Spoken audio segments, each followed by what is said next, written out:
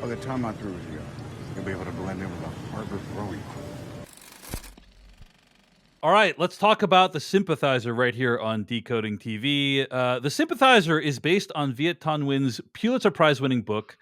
It is co-show run by Don McKellar and legendary auteur-director Park Chan-Wook, who also directs several of the episodes.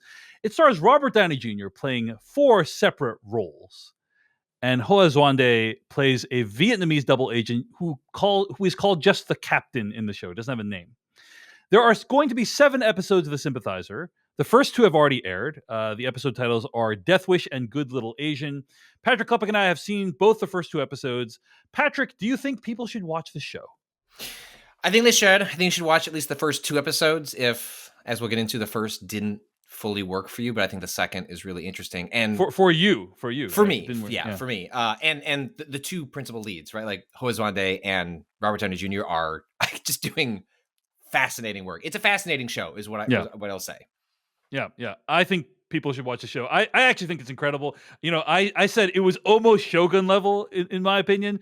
I don't think you shared that opinion, but I think it's really, really good and worth checking out. So anyway, let's talk about some more overall thoughts. This show chronicles the exploits of a half French, half Vietnamese communist double agent who infiltrates southern Vietnam and is eventually exiled to Los Angeles, along with the Vietnamese general he is meant to be spying on. In the first 2 episodes we viewed, we see the captain's challenges negotiating his loyalties in Vietnam. He tries to spy on his general on behalf of the communists, evade detection for his covert activities, even as he tries to save his friend's family's life by getting them on a plane leaving Vietnam before the fall of Saigon. In the second episode, the captain receives a scholarship to a Los Angeles university, but continues his work surveilling the general, who initially seems like he's losing his mind, but eventually opens a liquor store with a resolve to root out a spy in his group of refugees. So, Patrick Klepek, let's start with this. The show and the book are billed as a black comedy historical drama. I'm curious, how did the mix of tones work for you? Because we don't see many black comedy historical dramas. This is actually, when we think of Vietnam, I think a lot of people have very upsetting associations with that war, like the imagery, the image of America, the actual atrocities that were committed, like a lot of negative associations. But yet the show tries to be kind of lighthearted, kind of tongue-in-cheek in parts. Does it work for you tonally?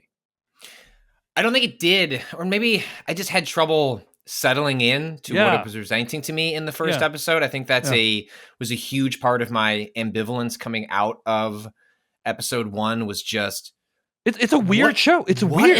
What am I watching? And you're like, it's the performances are simultaneously extremely subtle and wildly over the top. You have characters, you have actors who feel like they're being very nuanced, and then you have others that are chewing scenery. Like I'm in some sort of B movie. Like a lot of Robert Downey Jr.'s work here is the scene chewing, as well as it's done. And it's just, I just came out the end of it being like, I don't know what the fuck I just watched. And I think that is I think the sooner you get on the frequency of this show, like if you can tune yourself to it, which I just didn't quite get there by the end, especially, again, you mentioned all the comedy elements, like the end of the first episode is like as sad as like it is. There's nothing funny about what's happening anymore. And I just found it very difficult to jump on the show's wavelength. And it wasn't until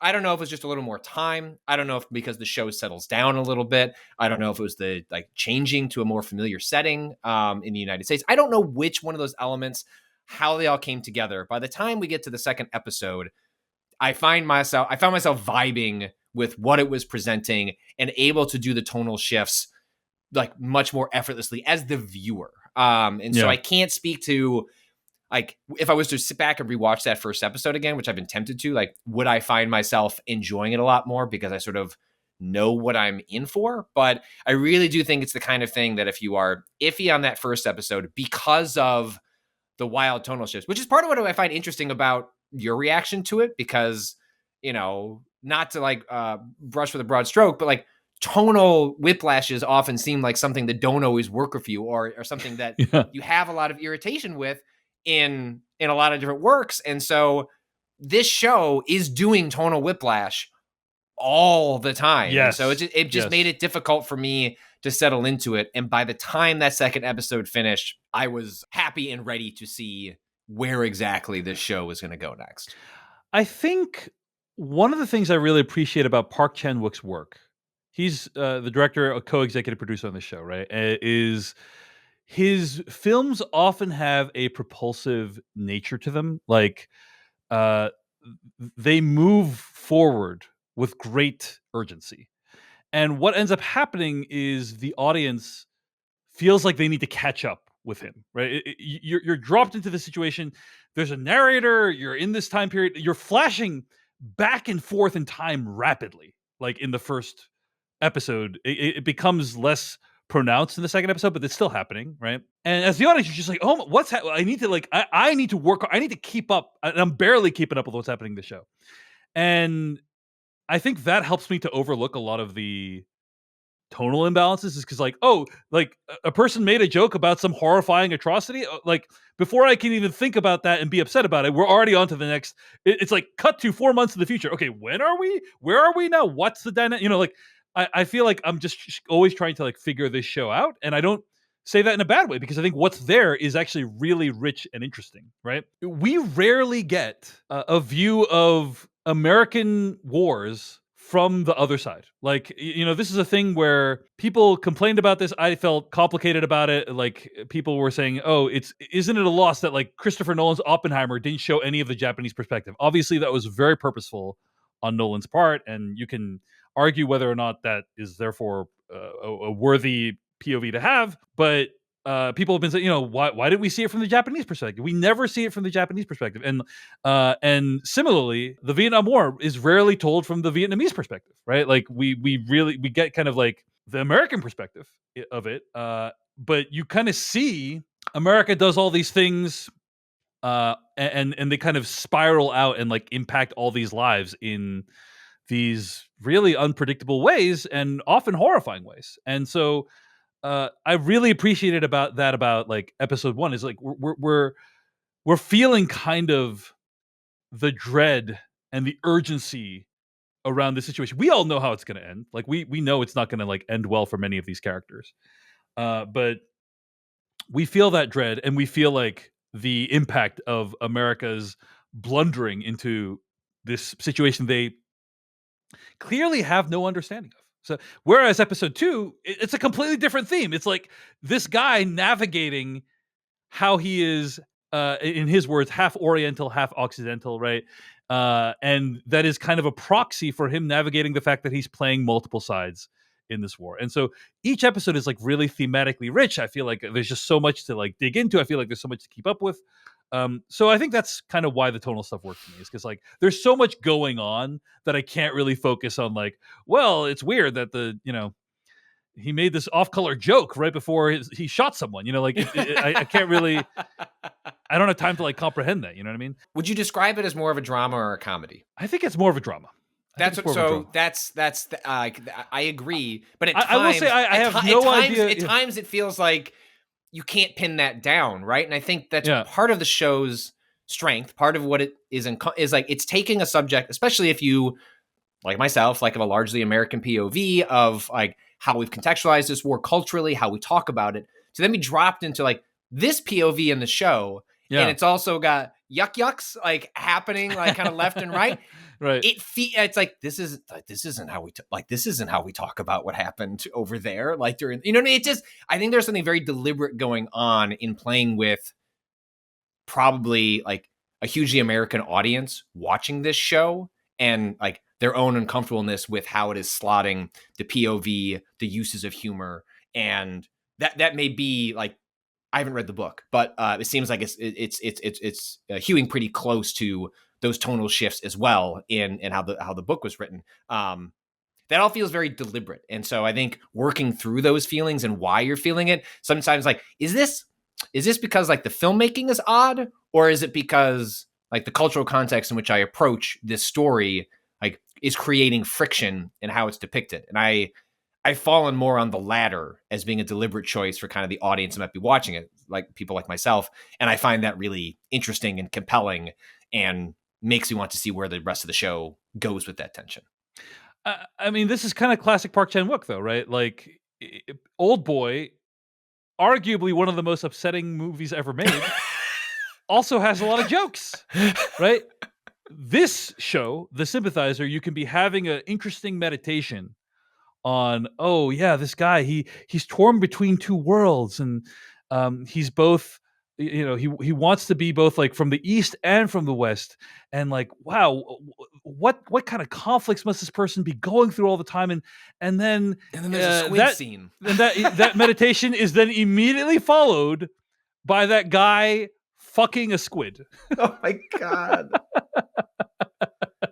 Yes. And here's the thing, there's nothing else like it. There's, no one does it like Park Chan-wook. That's the thing, is like, no one does it like, the guy who made Decision to Leave and Old Boy and Sympathy for Lady Vin. Like, this is a guy who's doing it like no one else. And so whether you like it or not, and whether you have difficulty getting on board, I completely understand if it's not for you, but, like, Mhm. you cannot deny that no one's doing it like him, right? Like, there's nothing else like it, right? And the casting is really important here, right? Because I think the show, I will say, like, Robert Downey Jr.'s character that he's playing in the second episode really Yeah. tiptoes a line that I'm not sure.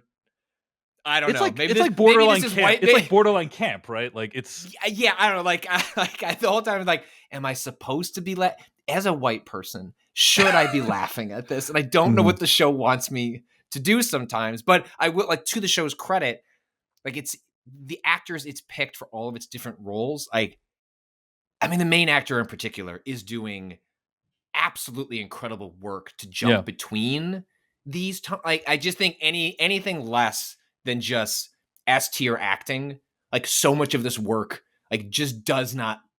It might not land for you personally, but I don't think it has an attempt at landing without, like, the Yeah. caliber of acting that is, like, taking those words and putting them to screen, because those tonal shifts are really being sold by the actors in a lot of ways, and whether you buy it or not is, like, wholly on them. And I think the casting in this show is just, like, incredible across the board. I agree. Sandra Oh appears in the second episode. She's delightful. She's great. Oh my She's God. wonderful, and and the cast overall is great. I mean, again, this is kind of one of just like Shogun, another show that takes place in an Asian country. You're introduced to all these actors that, like, you basically have never seen before, right? Or you don't know who they are, and every one of them is knocking it out of the park. I think the general is doing a pretty good job as well. Like, he's kind of walking this line between an object of derision, like, kind of a funny, silly character, but also clearly has a dark side to him. Mhm. He's the head of secret police in Vietnam, and I suspect that we're going to see more of that character's dark side in the episodes to come. One of the other things Park Chan-wook does, aside from throwing in a bunch of tones into his stuff, is he does really cool filmmaking techniques. He does not shoot shows in a boring way. Like, every conversation feels like it's shot in a different way. A lot of conversations is like shot, reverse shot, but this one is like, okay, this time it's a 2-shot. This time it's like one shot. This time it's a shot, but we're, like, looking at him through, like, the reflection on a glass. Like, whatever it is, he's always doing these cool transitions and interesting filmmaking things. I'm curious. Did you notice any of those? Did you like that, or did you find it distracting? No, I didn't find it distract. Although it's like, once you pick up on that being a filmmaking trick of his, I feel like you can distract yourself looking for them. Yes, And so, yes. you know what I mean? So I don't think it's distracting on its face. I forget what it was transitioning between, but I remember the one that stood out the most in the first 2 episodes was when they're driving. I think they're driving in the desert, and, like, And it turns into the porthole or the windows on a plane, right? the windows on a plane as they're, like, Yeah. opening up, like, the top of the car, and, like, that transition was, like, because, like, it's just like the emotional moods, the visuals, like, juxtaposed against each other was just, damn. Like, it's not just story, it's not just transitions as that was stylish. It's like transitions, like, using that juxtaposition, those transitions, Yeah. as To make you storytelling. think about the emotions of each scene, right? Yes. And how they might mix. Sometimes I do think it's a little masturbatory, but It's fine. I mean, like, clearly, like, he's spending a lot of time thinking, like, look, even when they're distracting, they're cool. So Yeah, they're cool. I mean, that going for it. I think that's one of the complaints that I've seen about the show, is that it's so stylish. It almost it almost does a disservice to like what was actually going on in Vietnam at this time. Is like you shouldn't a story like that shouldn't be like, oh wow, look at this cool cigarette transitioning into like a flare in the sky. Like that's the wrong kind of approach to take to a story like this. I didn't much feel that because the show already has so much going on already, like tone wise, like it's already just trying to do a lot, and so it's what I would describe it as maximalist filmmaking, right? It's like just you're doing all the things, you're doing all the techniques, and I think you either that approach works for you or it doesn't. But he clearly has an approach that he's trying. But the filmmaker's not hiding, right? Yeah, like sometimes the filmmaker is using their skills, their talents, their stylization to purely support the story. And I mean, look, he may think he's doing that with a lot of his stylistic flourishes, but again, that's the thing of a stylistic flourish. Like it's going to land differently for different people. And I would say if the rest of the show felt like it was being comedically dismissive of the atrocities of that war, sure, maybe the cigarette to the flare stands out, but I don't think that's what's happening here. I don't think the show isn't using its comedic elements to wash away the drama and the horror of like what's occurred. It's just its way of telling this particular story. Yeah, indeed. Any other thoughts on the first couple episodes, Patrick Klepek? I guess I wanted to give a shout out to the main character's friend, who becomes catatonic after the death of his wife and child. Like it's just rare to see a depiction like that. His wife and child dies while they're fleeing Vietnam, and then he basically like stops taking care of him. So he stops like cleaning himself and becomes almost nonverbal. You just see him in the background a bunch. Like he's there, he's not saying anything. And I just thought that was like a somewhat compelling portrait of grief.